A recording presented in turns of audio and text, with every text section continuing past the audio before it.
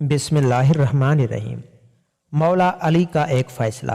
حضرت عمر رضی اللہ تعالیٰ عنہ کے دور میں ایک دفعہ دو عورتوں نے ایک ہی جگہ دو بچوں کو جنم دیا، ایک لڑکی اور ایک لڑکے کو۔ اس کے بعد دونوں عورتوں کا آپس میں جھگڑا ہو گیا۔ جھگڑا اس بات پر تھا کہ ایک عورت کہتی تھی لڑکا میرا ہے اور لڑکی تمہاری ہے، دوسری کہتی تھی نہیں لڑکا میرا ہے اور لڑکی تمہاری۔ لوگوں نے جب ان کا جھگڑا دیکھا تو ان دونوں عورتوں کو حضرت عمر رضی اللہ تعالیٰ عنہ کے پاس لے گئے اور سارا قصہ بتایا اور کہا آپ ان میں ٹھیک فیصلہ کریں۔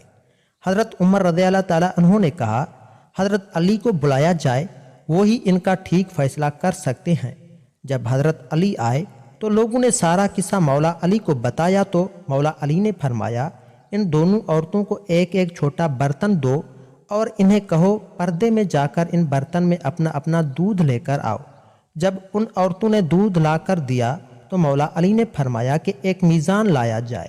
جب میزان لایا گیا تو مولا علی نے اس میزان پر دونوں عورتوں کا دودھ رکھ کر تولا تو ایک کا وزن کم تھا، دوسرے کا زیادہ۔ مولا علی نے فرمایا کہ جس کے دودھ کا وزن زیادہ ہے اس کا لڑکا ہے اور جس کے دودھ کا وزن کم ہے اس کی لڑکی ہے۔ یہ دیکھ کر لوگوں نے کہا یا علی آپ نے یہ فیصلہ کہاں سے اور کیسے کیا ہے؟ مولا علی نے فرمایا قرآن سے۔ سب لوگ اپنے اپنے گھروں میں جا کر قرآن کھول کر دیکھنے لگ گئے کہ کہاں لکھا ہے دودھ والا قصہ۔ رات بھر قرآن سے ڈھونڈ ڈھونڈ کر جب کسی کو کچھ بھی نہ ملا تو صبح سب لوگ مسجد میں جمع ہو گئے، اور جب مولا علی مسجد میں آئے تو لوگوں نے کہا یا علی آپ نے تو کہا تھا کل والا فیصلہ آپ نے قرآن سے کیا ہے، مگر ہم سب نے ساری رات قرآن سے ڈھونڈا مگر ہمیں کچھ نہیں ملا۔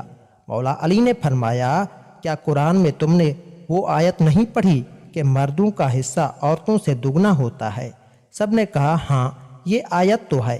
مولا علی نے فرمایا اسی آیت سے ہی تو میں نے وہ فیصلہ کیا تھا۔ سبحان اللہ۔